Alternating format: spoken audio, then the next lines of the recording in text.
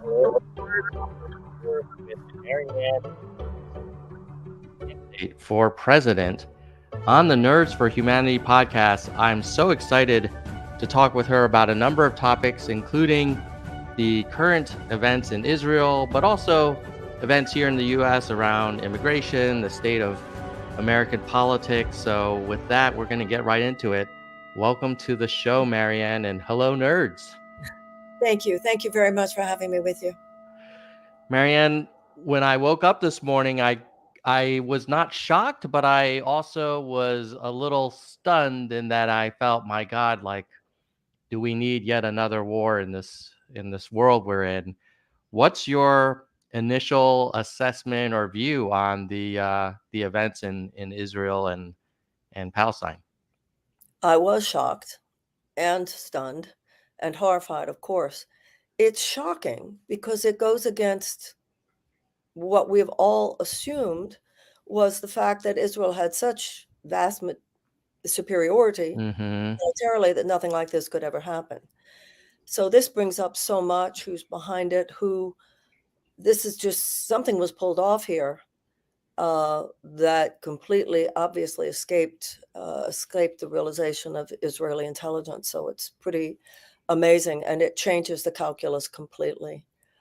Obviously, it's a horrifying escalation of a situation, and at the same time, for all conscious observers, what has been true there for a long time was unsustainable.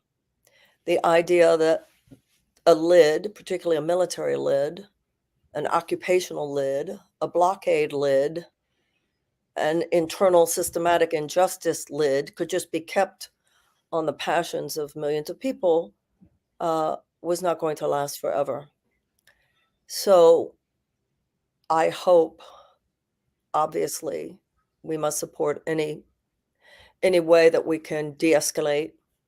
I think the United States actually has very little leverage at the moment in terms of Israel's reaction. It's horrifying what not only is occurring, but what can reasonably be expected to occur next. But at the end of all this, whatever that end is, we need a new roadmap going forward, clearly. The issue of justice for the Palestinians, it's a can that they just keep kicking down the road. And I think as of this event, it clearly cannot be kicked down the road any longer.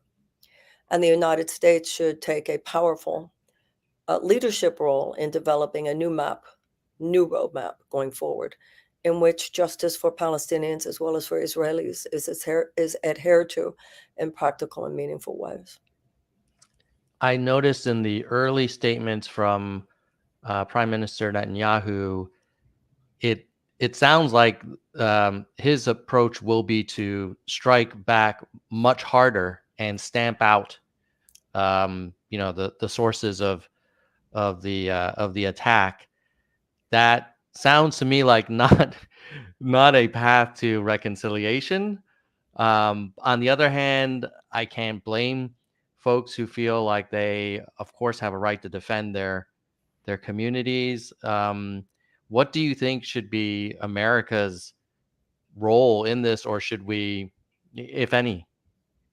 Well, given who Netanyahu is, I think it's reasonable to assume he will strike back with terrifying vengeance.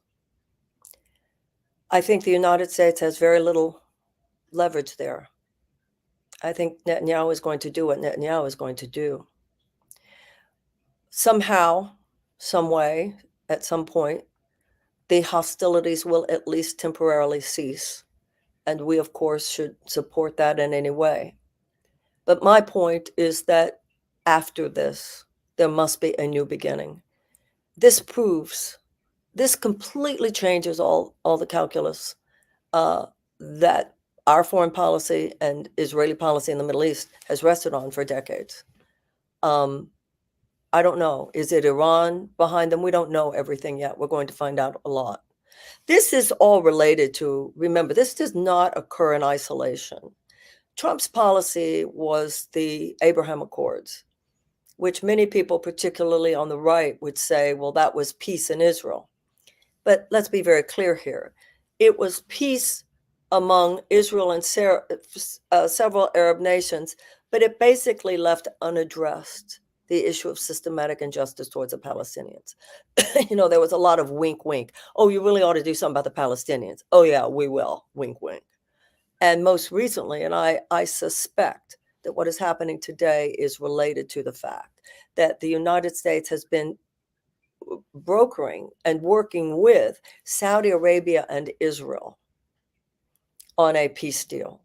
And this from the Saudi Arabian side has to do particularly with its security needs vis-a-vis Iran. So this takes everything to such a higher level. Once again, my assumption that Iran is involved here. Yeah, it is definitely a very common talking point that on the right that the Abraham Accords were a huge leap forward for stability for Israel. If you just cast the needs of the Palestinian aside. Mhm. And Yeah. that's what, as of today, that larger issue has just been, like I said, kicked down the road. It can't be kicked down the road any longer. And the United States, our principle, all men are created equal, inalienable rights of life, liberty, and the pursuit of happiness. That should be our North Star, because it doesn't just, the whole point of the development of our history is it doesn't just mean white people, also means black people. It doesn't just mean men, it also means women. And also, it doesn't just mean Americans. And so America should stand unequivocally for equal rights for all people. And that would mean Palestinian and Israelis in this case. And our higher alliance should be with the efforts towards justice itself. So, Trump took a very right-wing position. Biden did not reverse course as much as many of us might have wished. And if I'm president, we will take a very active leadership role in seeking reconciliation and a roadmap for peace based on truly justice for all. This reminds me, I had a conversation with a friend of mine who is from Israel and years ago, and I said, why don't we try and help the Palestinians have a sustainable, safe, prosperous area of their own, and then the two countries can hopefully coexist. And he said to me, like, well, you're very idealistic. There's so much corruption whenever aid goes to the Palestinians that you think you're helping the Palestinians, but it's not really helping them. What's your sense of how to That's be a pretty helpful? that's a pretty right-wing perspective. Is the Palestinian Authority corrupt? Absolutely, the Palestinian Authority is corrupt, but that's not a justification for denying essential justice to the Palestinians. Yeah, yeah. I think, and you could argue there are other corrupt governments that receive U.S. aid in that I region as believe well. it's here, Yeah. including us. Okay.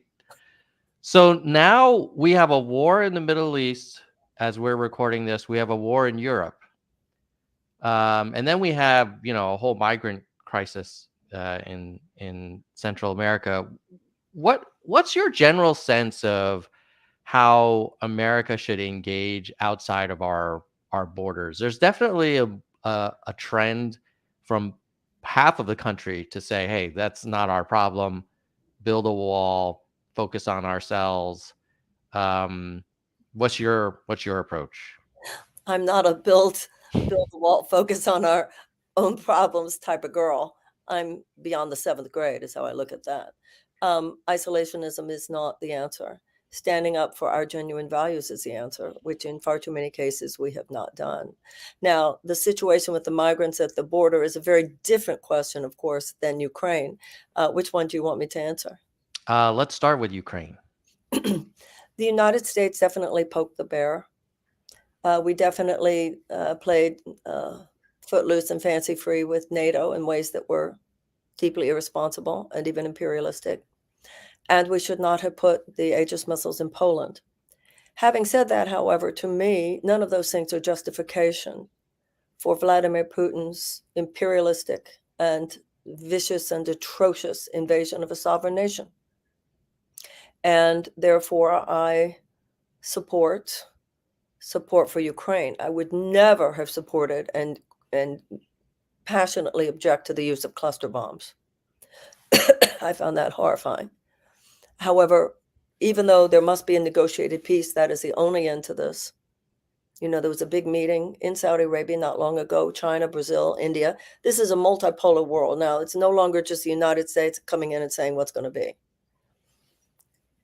With the approach of winter, this counteroffensive cannot go on that much longer. There needs to be a negotiated settlement. The United States should support a negotiated settlement. However, I wish for it to be a settlement in which there is a Ukraine to negotiate. A couple of my opponents call for a ceasefire, that's the pro-peace position, as though mine is a pro-war position. Well, wait a minute, fellas. What is this ceasefire going to do? How is Vladimir Putin going to respond to this ceasefire? What motivation would there be for him at this point to not continue, given where he already is, a crushing blow against the Ukrainian people? So I believe that people should be very careful calling some of their positions pro-peace when that pro-peace is completely devoid of any sophisticated analysis of what's genuinely going on there, including in Latvia, Estonia, Lithuania, Sweden, Finland. There's a whole continent involved there, and sometimes we get very simplistic with situations like that. We see only the United States and only one or two players, and we forget that there's a whole globe that's involved here. If that conflict between Ukraine and Russia continues for, let's say, years to come, is there a point where you would say, of course, yeah, I do not share the president's as long as it takes perspective. I do not. Yeah. How would you decide when, if at ever point, you would feel like it's appropriate for the U.S. to reduce support for Ukraine? Well, I do, one of the things I do agree with Biden about is he said it will be our analysis that leads us to our decision making and not Zelensky's analysis that leads us to our decision making. And those things, in such cases, it's always true with war, they change every month, they change every 3 months. And I think that there will be a lot of taking stock of the situation as winter dawns in that region. Got it. Let's talk a little bit about the migrant crisis. It's, I think the statistics are there are more migrant encounters now than we've seen in a long time. And it seems like there are a lot of people who are escaping terrible conditions, and I don't blame people for wanting to find a better future. At the same time, you do see U.S. cities struggling to handle the number of people coming looking for refuge. What's your take on immigration? When you say you don't blame people for escaping horrifying situations, I think that we need to look clearly in the mirror at how many of those horrifying situations were contributed to by U.S. foreign policy. I want to help America look in the mirror. I think that many times the United States doesn't want to take a deep look at the cause of a problem because too many times part of the cause was us. If we look at how often our own foreign policy destabilized economies and societies and in Latin America and are continuing to do so. Let's take a couple of examples, Cuba and Venezuela. Our sanctions there, they shouldn't occur, neither one should occur. And one of the reasons they shouldn't occur is because they're not hurting the people who theoretically they're intended to hurt. They mainly hurt the average citizens of Venezuela, of Cuba, who because of them cannot get medicine, cannot get food, and so forth. So there are things such as that which actually contribute to the problem. I also believe that the continuation of America's war on drugs contributes to the problem clearly. If we end the war on drugs, that's not going to completely solve the problem of the drug cartels, but it's going to take away a lot of their market because there won't be a black market anymore. So I think that when it comes to so many of these situations, much like with Israel, you can't just treat the symptom. There's no military solution. You've got to treat the cause. You've got to deal with the fundamental issue of the systematic justices towards the Palestinians. Same with the migrant crisis. You have to deal not only with the symptom, but the cause. This issue, I'm very disappointed that the president would continue with the construction of the wall. It's a completely performative act. Now, we've spent billions of dollars on that wall. And for a fraction of that money, we could, number one, fix the asylum system so that there were more ways for people to enter in an orderly and legal way. And in addition to that, we could spend money on actually helping people integrate into American society. It is established that within a year, if people are given the required help in order to make that integration, within a year, they are self-sufficient. And when immigrants to this country are self-sufficient, the vast, vast majority are great contributors to the U.S. economy. And these people are looking for jobs that, for the most part, native-born Americans aren't even looking to fulfill. Do you see a ever having a limit to the number of immigrants that the U.S. can support? Even Yes, there have always been appropriate limits, and clearly there are people trying to take advantage of the asylum system, and that should not be tolerated, of course. Bad behavior should not be tolerated by somebody born here. Bad behavior should not be tolerated by somebody who wasn't born here, whether it has to do with human trafficking, drug smuggling, sex trafficking, all of that. Of course, none of that should be allowed. And I'm not taking Mexican gangs not seriously. I'm not naive about what's happening there. But at the same time, immigrants fleeing to this country, my grandparents were immigrants fleeing to this country. Then people say, oh, yeah, but they did so legally through Ellis Island. Well, these people would love to enter legally, and we're making it harder and harder. Last question on the international affairs before we move to domestic topics. U.S.-China relations. If you watch the recent Republican debates, it's definitely a hot topic. What is your take on the future of U.S. relations with China? Are they an adversary, an enemy, a friend, all of the above? The American people really need to grow up. We can't go to war with China. I mean, just would people just kind of awaken from this trance now? We must not go to war with China. So words like adversary, words like oppositional, let's back up now from this Cold War talk. We must not poke the bear. We have poked the bear with Russia, and now we're poking the bear with China. Let's not poke the bear. We are going to need to be in collaboration with China about the worst common enemies of all humanity. We're going to have to collaborate with China on dealing with the climate crisis. We are going to have to collaborate with China on nuclear issues. We are going to have to collaborate with China on AI. We should not be naive about China. Certainly, we should not be naive about the Chinese Communist Party. However, we are not, the Chinese people, the problem is we look at these things through the filters of governments rather than the filters of people. China is a nation of great, brilliant people, and we should be, we should imagine a world 100 years from now in which there is no war. That is the only possibility of the survival of the species. Let's imagine a world without war and reverse engineer from there. Some people say that's naive. I think what's naive is to not at least try and to think that the human race will survive on this planet for another 100 years. That's why even language like, should we see China as an adversary? Look, we don't agree with China about everything. There is no doubt about it. And we have some very different values than the values of the Chinese Communist Party. However, I don't think Xi wants to go to war with the United States. I don't think any sane person wants to see war between the United States and China. And I think we should tread very carefully, not naively. We should not be foolish. We should not be taken advantage of. My biggest beef with China right now is the fentanyl crisis.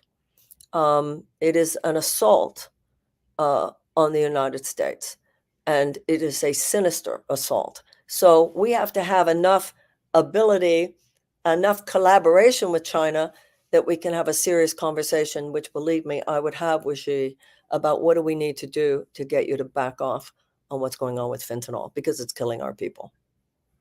And what would you do if the Chinese said, "Hey, we're just selling chemicals. We don't know what people do with them. That's not our problem." How would you respond? I would respond by saying, I don't believe you. And then is there an or else? No, Uh, continue dialogue. yeah, that's interesting. Now, I would imagine there are some people on the right who would say, well, that Trump was, in their minds, successful working with foreign leaders like, in North Korea and Russia, because he was a tough negotiator and he knew how to solve problems in 24 hours, that kind of thing. Your approach sounds very different. How would you describe what your kind of diplomatic strategy would be in terms of working with leaders of other countries? Well, first of all, you don't have a strategy that's the same with every country. But I would disagree that I lack toughness. And I would disagree that anything I said to you today lacked toughness. Right. So maybe we have a definition of tough. We've been accustomed to a definition of toughness that is perhaps one-sided. Um, I think what I'm hearing from you is you're willing to speak truth to anyone, but you also are not saying to be tough you have to be aggressive or adversarial or escalatory. That's exactly right. And I think that there's a gender issue there. I'm not a cowboy. Mm, I think a lot of people are, and I think this is one of the reasons we haven't had a woman president before. I think that the packaging, people sometimes associate strength with a certain kind of packaging. I think everything I said to you was about standing up to Vladimir Putin, even standing up to the Chinese. Um, all this toxic masculinity type hmm toughness is not actually toughness. So if you look at the way the Chinese themselves negotiate, other nations are far more, sometimes they're far more evolved than we are in how they don't feel the need to scream. But boy, they make their feelings known. I suspect some of that's going on right now with Iran and Hamas. Mm. Yeah, I mean, as I think about the previous administration, I think a lot of people observe the whole like, hey, my button is bigger than yours, and I'll rain hell on your country. There's an interpretation that because of that, under Trump, there were no new wars started because all other countries feared and respected America in a way that they didn't before. Well, the idea Um, that all countries respected America under Trump is absurd and ridiculous, actually. Uh, listen, I'm not taking yeah. away from the fact, however, that his clarity and in some cases toughness hmm probably served us well.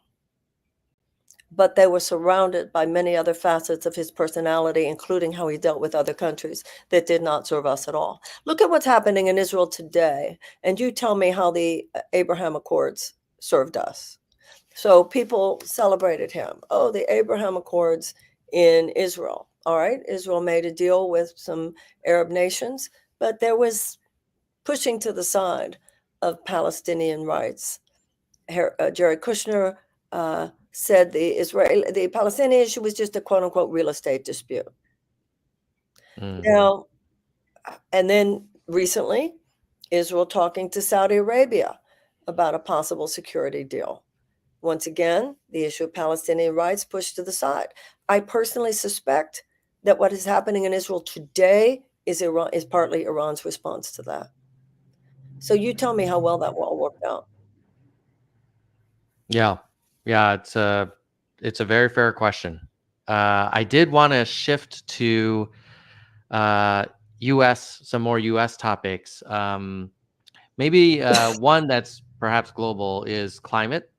Uh, it's October. I'm in Northern California. It's supposed to be 90 degrees today, which is very unusual. You see like flooding in New York City and all these extreme weather events.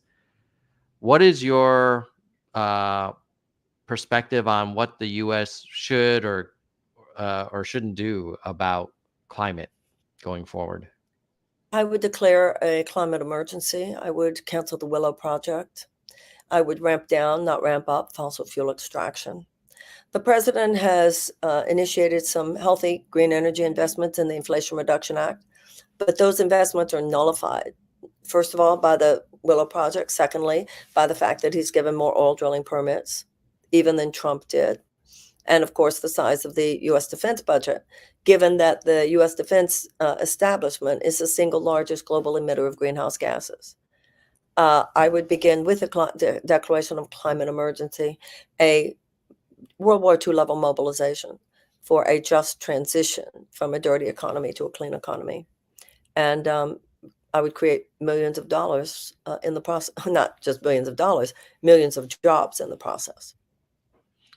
So just to play devil's advocate, I'm actually also very much in agreement with you that we have a crisis. But the criticism on the other side of the aisle is that I've heard two things. One is we have such high inflation that producing less, drilling less, and using less fossil fuels will exacerbate that. And then the second criticism I've heard is moving away from internal combustion engine cars and moving to, let's say, solar and other renewables will only help China because they produce a lot of the materials and batteries and solar panels and things like that. How would you? What's your response to folks who say Well, that? I'm interested in the long-term survivability of the human species. The first thing I'd say is to the people who are saying what you just said, who are in Congress, I would suggest that we look at who their major donors are, and you'd see how often big oil is their donors. I mean, that's why they're in Congress to repeat those talking points. As far as the effects of inflation, the problem with inflation is not only inflation and the corporate price gouging that is involved there, but it's also the fact that people find it so hard to absorb. And people find it so hard to absorb because they don't have universal health care, because they don't have a tuition-free college and tech school, because they have those college loan debts. So if these people who are so upset about people's inability to handle inflation really gave a damn, they would support Medicare for all. They would support tuition-free college and tech school and the cancellation of the college loan debt. So when those people start playing their violin about, oh, what the poor people are going through with inflation, that is very rich hypocrisy for me. In terms of something, listen, in terms of something making some money for China, I don't mind something making money for China as long as it is not at the expense of the American worker. So listen, some things that are going to be good for us are also going to make money for other countries. That of itself it should not be the driver. That concern should not be the driver of our foreign policy or of our climate policy. Yeah, thank you for that. This channel started a few years ago. It was originally called Nerds for Yang when Andrew Yang ran for president. So a lot of our audience continues to be enthusiastic about the notion of universal basic income. I would be remiss if I didn't ask for your thoughts on that. Yeah, I'm all for universal basic income, but it's also important that we remember that it does not answer the fundamental uh, issue. It does not solve the a fundamental problem of unfettered vulture capitalism. It just helps people survive it. That's why universal health care, tuition-free college and tech school, free childcare, guaranteed living wage, cancellation of the college loan debts, those are the things that actually right the ship. So UBI, I could see UBI. I see the UBI is equivalent to what happened with the payouts for the American Rescue Plan. That's how I see them. And I could see initiating them for, let's say, a 5-year period to be revisited. Because once we right the ship, they won't be necessary. They're necessary only because the situation is so dire, but they are not ultimate compensation for the injustices of unfettered capitalism. Great. Thank you for sharing your thoughts there. Let's talk about the primary.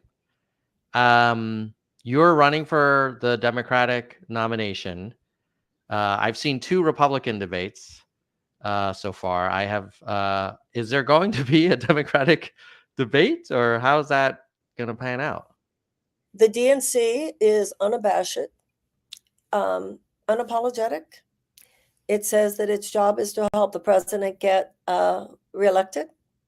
It sees no responsibility to have the president debate me. I would have said, or Robert Kennedy, although apparently tomorrow he's going to be announcing his independent run or a run not with the Democratic Party. So the president's opponent is me. And in a democracy, the American people should have full access to their choices.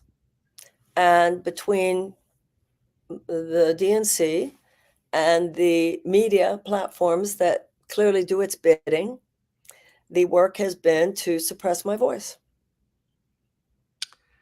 Yeah, I can't help but observe the fact that here you are coming on a podcast, willing to take any question I throw at you, and comfortably speaking about your positions on issues. And I don't feel like we've seen as much from the president in terms of access. Yeah, thank. Um, What is the president's agenda? The president's agenda can be for the 2024 election can be articulated with one sentence: "Let's finish the job." And I'm considered the unserious candidate here. mm. Or I Bidenomics, which has had no particular uh, beneficial effect on the lives of 80% of Americans. I certainly observed the 2020 campaign with great interest, and I remember your campaign in that cycle as well. I sense that your message is I think resonating more now than the first time. Have you changed, or has the country caught up to you, or like what's your take on this campaign versus the last one? Well, first of all, Bernie took up most of the oxygen in the progressive space, understandably. And second of all, the media did its work, putting so much fairy dust in people's eyes. I'm a kooky lady. I'm crystal lady. And I'm not saying I didn't say a couple things that gave them some ammunition in my nervousness, but I think there were enough very serious things I said, and certainly very serious if you actually came to listen to me. This time, they have certainly come at me, and it certainly had an effect. However, there are enough people in this country who do see beyond all that horse race, smut, political and media industrial complex. And people, it's not that I have changed. It's what you said. It's that people have changed. When I ran before, in talking to the Democratic voter, there was an understandable focus, almost obsession. What will beat Donald Trump? I just want to know what will beat Donald Trump. Mm-hmm. That's understandable, but in retrospect, it was naive. Because it didn't turn out to be as simple as if only we defeat Donald Trump. So I find people more open to a conversation where we're going deeper and recognizing issues that go beyond Donald Trump. Donald Trump himself is a symptom. The cause is institutionalized corporate greed and what it has done to people's lives. From insurance companies, which is why we don't have universal health care, pharmaceutical companies, which is why over 1 million people are rationing their insulin, big food companies, which is why there's so many carcinogens in our food, big oil, big chemical companies, gun manufacturers, defense contractors, people on both the right and the left are realizing that there is a domination of American civilization by the forces of institutionalized corporate greed, who also hold our government hostage and have led to radical diminishment of the rights and opportunities of the average American over the last 50 years, to the tune where the difference between such opportunities granted to the American people versus the citizens of every other advanced democracy are egregious. In every other advanced democracy, they have universal health care. In every other advanced democracy, they have tuition-free college and tech school. So I think the difference is that people are not so easily fooled, which is why the DNC wants to make sure my voice is not heard, and have gone to some pretty nasty lengths to make sure that it is not. Are you able to share an example of something that you think the DNC has The done fact to? that I'm not on CNN at all, the fact that I'm not on MSNBC at all, the fact that they're denying debates. If the president is going to have what it takes to take on Donald Trump or Nikki Haley or whomever in a debate, wouldn't debating Marianne Williamson give the American people a chance to know? Yeah, I'm all for more competition. So Mm. totally agree with you. Yeah, it's called I democracy. It's yeah. called democracy.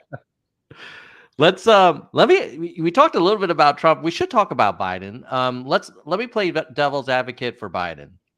I think a Biden supporter would say, well, look, we got the Inflation Reduction Act, we got the CHIPS Act, we navigated through a pandemic.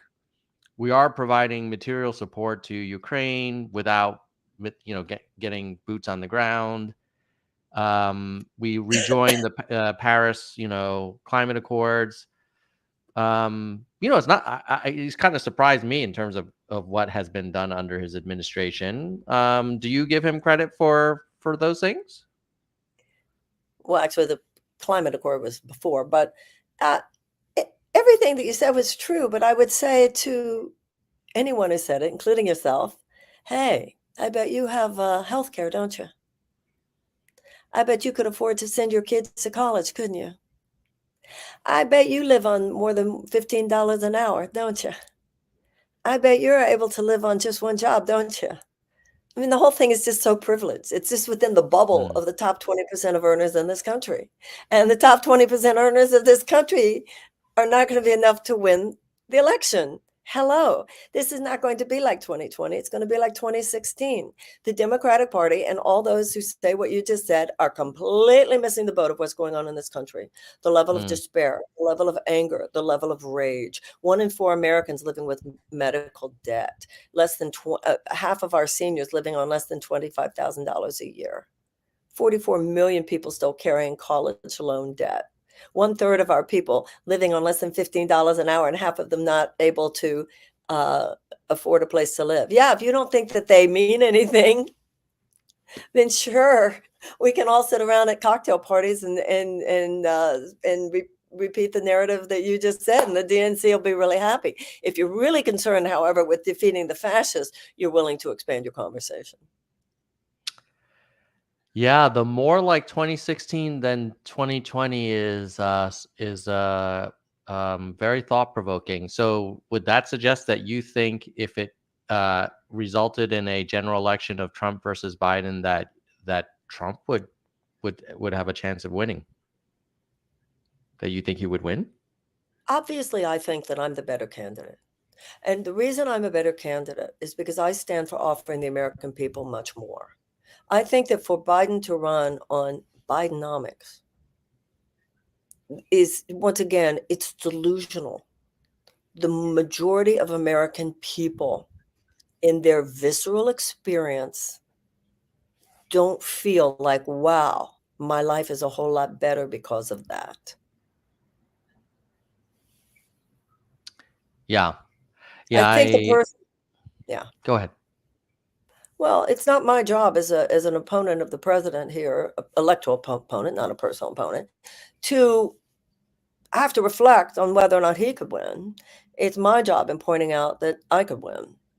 And I think I could win for the reasons I said. Roosevelt said that we would not have to worry about a fascist takeover as long as democracy delivered on its blessings.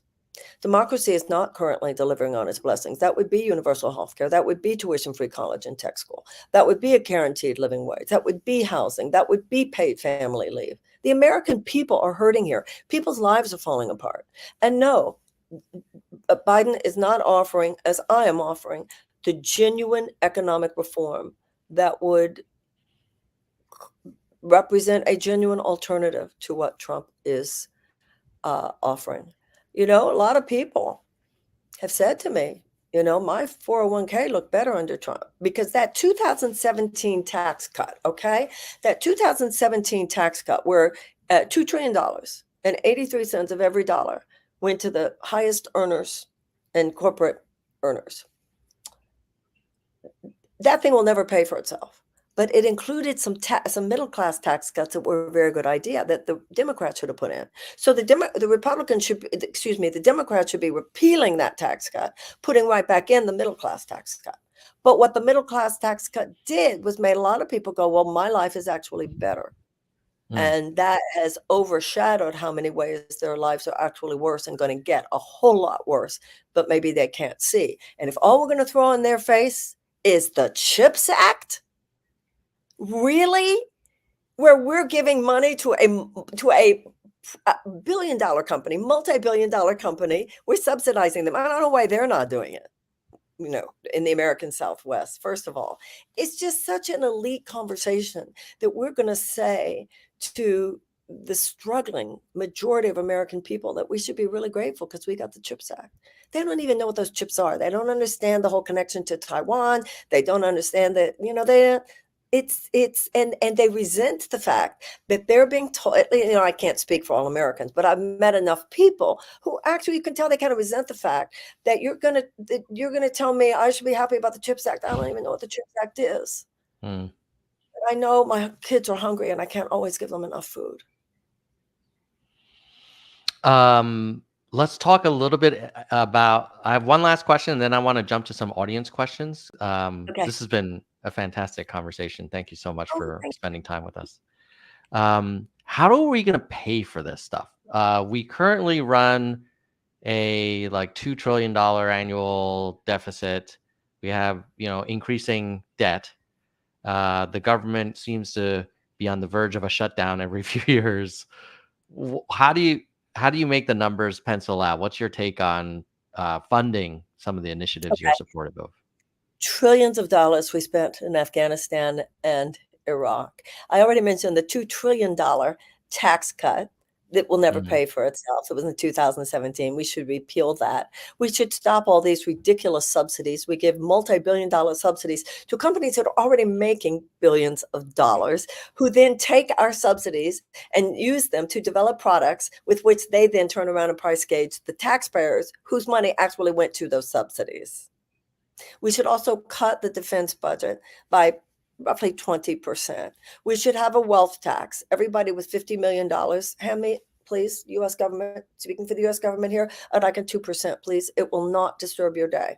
And if you have $1 billion in assets, I want another 1%. That wouldn't disturb your day. It wouldn't disturb the day of your great grandchildren. But you know what? I'll tell you something, Tom. It's bigger than that.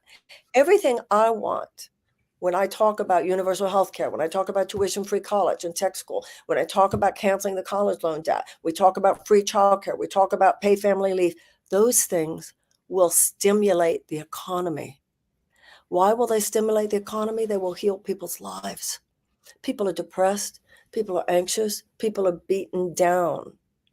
And so many people go to jobs they hate, but it's the only way they can get the benefits for health. It's the only way they can afford free childcare. If you do the kinds of things I'm talking about, help people thrive. That's where money comes from. It comes from the creativity and the productivity of the American people. So the economic argument is ours, hands down. I know I promised to keep it at 45. We're just about to hit the 45-minute mark. Do we have a Okay, few minutes to we're gonna go just over a do a few. couple of Yeah, quick questions? Yeah. sure. Okay, Okay. So Michael wants us to discuss the proposed Department of Peace.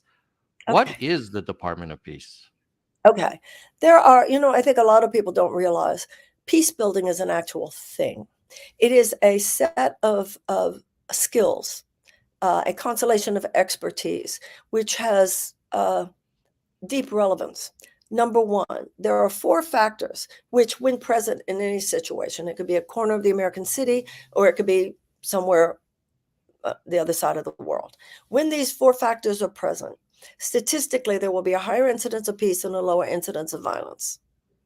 Those things are number one, greater economic opportunities for women, greater economic opportunities for children, a reduction of violence against women, and number four, the amelioration of unnecessary human despair. Now, right now, we have a military academy. We have a Department of Peace, a peace academy, and people will be skilled in the peace building expertise that I just mentioned. We need to, even Donald Rumsfeld said, we need to wage peace. We need to be as serious about our intention to create a world without war in 100 years. Because otherwise, as JFK said, if we don't end war, war will end us. If we don't become as serious about strategizing peace as we are now, serious about strategizing war when we feel war is necessary, then we are being deeply irresponsible, not only to ourselves, but to future generations. Think of the Peace Corps, but lift it to 2.0. It's almost like 3.0. Because the Peace Corps is sort of go over there and do what you can.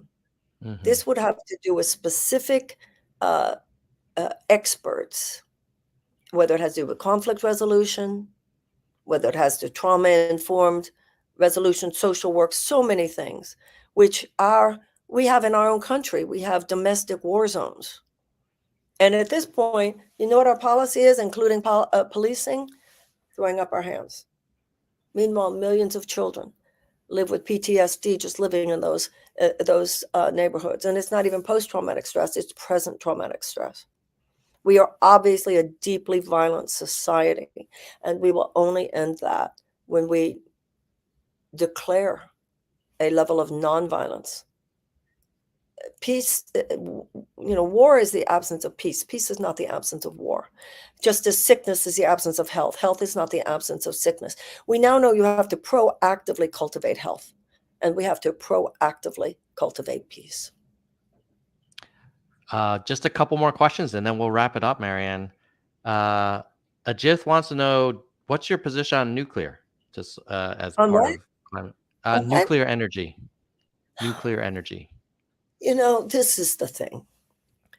I understand that the technology is advanced enough to be safe. I want to be clear about that. I do understand that. My problem is not with the technology. My problem is with people. I don't think we're advanced enough. So let's try first without it. Let's try with massive investment in solar, massive investment in wind, massive investment in geothermal. Let's try. Let's try, because we haven't really tried. So I say, let's try to see what we can come up with, massively investing in the development of green energy without nuclear. If I'm wrong, I'll admit that, but I would like to, at first, try going without it. Once again, not because I don't believe in the technology, but because I'm concerned about the state of our own humanity. Last question then. If people want to help your campaign, Mm. how can they be helpful? Well, thank you. Well, I'm very grateful for that. Please go to marianne2024.com. And I have to tell you, we need a massive infusion of money in the next 2 weeks in order to remain a viable candidacy. President Biden recently did a $25 million ad buy. We're a grassroots campaign. So whether it's $1, $2, $3, $5, all the way up to $6,600, it doesn't matter how much or how little. Please donate if you want to see. This is our one chance in terms of a progressive candidacy within the Democratic Party.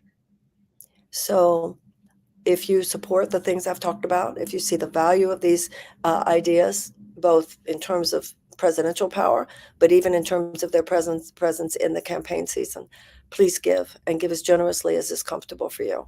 Marianne2024.com. I love it, Marianne. Thank you so much for coming on the Thank you show, so and much. I hope we get to hear your voice for much longer and throughout the Yeah. campaign. Thank you. And Thank you. kudos to you and your team. I feel like your message is landing in a way that's resonating a lot more than a few years ago, and so I hope the momentum continues. And I'll also chip in a little bit, just Thank you. because Thank you. I appreciate your voice, and having a competition for these important roles. Like, we should have lots of Well, choices. thank you. Thank you. And I appreciate what you said. And I think that people do need to realize the level of suppression of this campaign that does exist, that Mm. is undemocratic. And if people do believe what you just said, that you want to hear these ideas, you want them to be out there, you want them to be exposed to more people, then I hope that they, like you, will donate so that we can make it happen. Thank you so Right much. on. Thank you, Thanks. Marianne. Take care. Bye Bye. bye.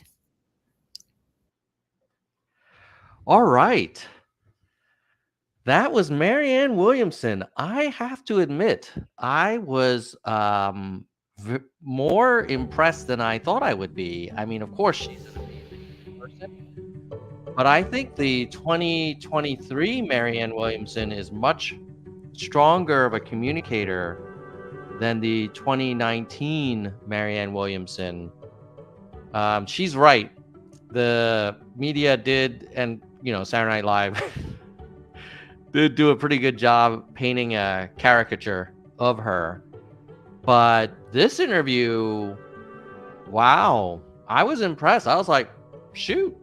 I feel like she went from kind of like a regular season team to maybe like a playoff team in the NFL parlance. So if you like what you heard from Marianne and want to support her campaign, Marianne2024.com. I'm probably going to donate to her as well. Not because I agree with everything she says. She's probably left of where I am, but not, like I agree with a lot of what she said, and I love the clarity. And I think someone in the chat was talking about how strong she is around focusing on root cause analysis. So, which is so fundamental to science and business, should be for policy as well. Maybe that's what it is, Aaron. She could be nerdy. I'm down with that. I'm down with that. In fact, why don't I write a review of her on ofthepeople.us while we're here, and then I can promote her and OTP at the same time. And then I'm gonna give a shout out to our channel members. So if you were thinking about becoming a channel member, just join now, and you'll be in the live stream in a few minutes. Okay, so let's go to OTP, and we're gonna sort by POTUS. And there's Marianne, and I'm gonna click approve. I'm gonna sign in.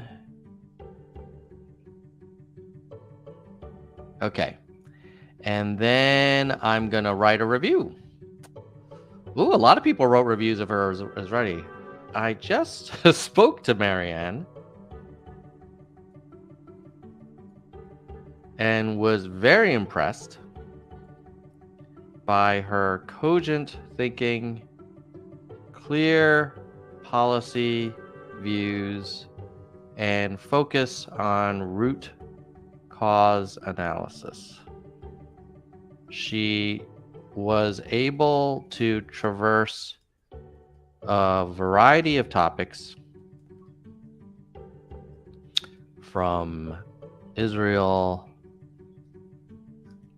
Palestine, to Ukraine, Russia, to Mexico, climate, Trump, Biden, healthcare, etc.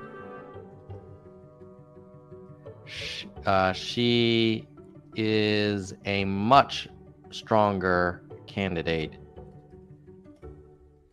in 2023 than she was in 2019. Definitely deserves more attention. And I will say, I've seen a lot of interviews of RFK. I feel like she's stronger than RFK. For what it's worth, I think she's stronger and more clear thinking and articulate than RFK. I also appreciate the grit of running again, even against tough odds. All right. So that's how you write a review on OTP. And then you just say submit. And boom, there it is. So you can vote to approve her and write your own review of her. And we weren't able to get to a lot of the chat because, of time constraints. But I wanted to highlight some chats while we're all here and you and I can talk for a little longer. Let's see. Aaron. So we're going to go in chronological order. Aaron was like, hey, I've been waiting for this. Michael, this is streaming across YouTube, Twitter, nerds_humanity, and Facebook, Nerds for Humanity. And it'll be available on replay. Thank you. Thank you for confirming. Let's see what else. Cindy was saying, thank you for elevating her campaign. Well, I have to say thank you to Marianne Williamson for agreeing to come on the Little Nerds for Humanity channel. And, I have to acknowledge that, that it was Carlos Cardona who is working with Marianne Williamson's campaign, who I think was the main reason we showed up on her radar. And Carlos was on Nerds for Humanity like years ago when he was in New Hampshire. So thanks to Carlos for having Marianne come on. And I hope that the Marianne Williamson team felt the interview was fair. Of course, I play devil's advocate from time to time, but maybe we'll be able to get her back. Wait, did we just get a new member? Lanton Hill Morgans is a new member. Oh, hold on now. Lanton, you deserve a gong. Let me go find my little gong. All right, here we go. Oh no, where's my little striker thing? It was very unprofessional. This is how you know it's been so long since we had a new member join during a freaking live stream that I can't find my new member celebration stuff. Okay, here we go. Lantern Hill Morgans has become a YouTube member of Nerds for Humanity. Welcome, Lantern.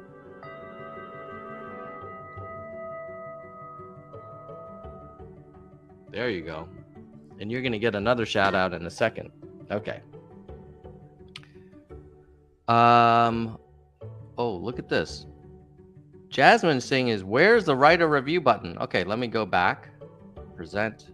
Share screen.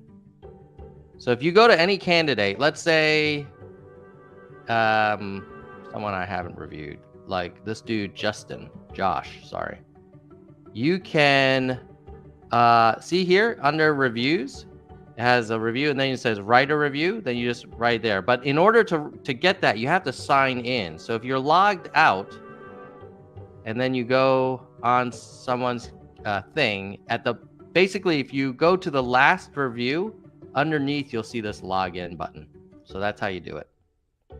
Hopefully that makes sense, Jasmine. And thanks for asking. And I'll look out for your reviews. Okay, let's get to some other chats.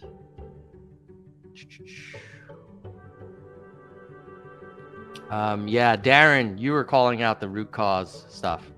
Yeah, +1 on that.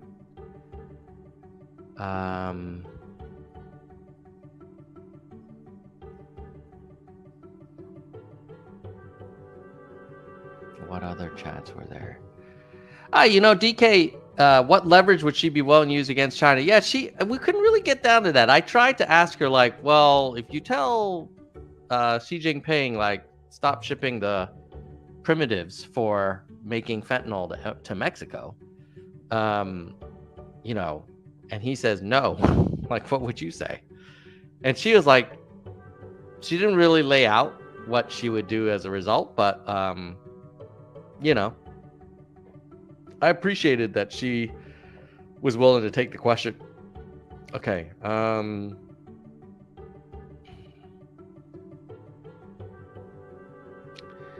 Then Aaron says, I will never forgive the orange guy for saying the Chinese virus. Yeah, that didn't help. It didn't help cross-border kind of mutual understanding and empathy. But yeah. Ajith is saying, hey, nuclear is the most realistic. Yeah, I tend to agree with you. I mean, I think I see her point that, well, if you can get it done with solar and wind and hydro and geothermal, like, maybe you don't need nuclear. But the analyses that I've seen. Oh, do we just get another member join? Let me answer this. So the analyses that I've seen suggest that you can't produce all of the low carbon energy purely from renewables, unless you have some quantum leap in renewable efficiency. So you could make the argument that you kind of have to do nuclear now if you think you're in a climate crisis. Cindy Nye is a new member. All right, Cindy, thank you for joining, and thank you for supporting this channel. All the money goes to the streaming software and podcasting hosting fees. And to be honest, we lost a few members not more than a few, lots of members over the years. So we're kind of running a little bit of a deficit. So the membership helps. Thank you, Cindy. Welcome, Cindy Nye, to the Nerds for Humanity YouTube member program. Thank you for supporting this content. All right. Let's see some other comments. Thanks again, Cindy. All right, let's see. Then there was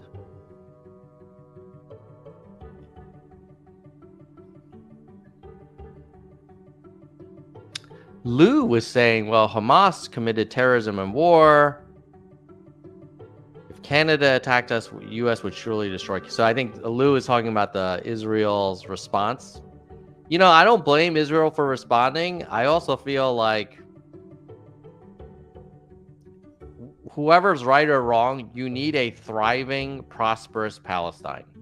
You cannot just wall them off and expect them and have them live in poverty and, go through all the checkpoints and the humiliation and be okay with that. Like, that's just not sustainable. Whether or not, like, that's fair, like, I don't know, but that's, I think, the reality. Let's see. Oh, Aaron, sorry I didn't get a chance to ask about super delegates, but she's definitely, I think, of the opinion that the DNC is not pro competition, and I believe her. All right. So I think, oh, by the way, if you can't become a member, the next best thing you can do is hit that like button. So before you go, make sure you hit the like button. But welcome to Cindy again and Lantern. Now let's give a shout out to all our members, and then I'll give you my closing thoughts. Okay. So present our highest supporting members are vice presidents of Nerds for Humanity, and they are Kristen Slevin and Bike. By the way, the senior vice president slot is available if anybody wants to upgrade or join as a SVP. And I guarantee you all of your money goes to just running this channel and making sure we can keep making content. It's not like I'm driving around in a Ferrari or anything. Okay, next level down is hardcore. And by the way, membership is monthly. You cancel anytime. Starts at $1.99 a month. $1.99 a month.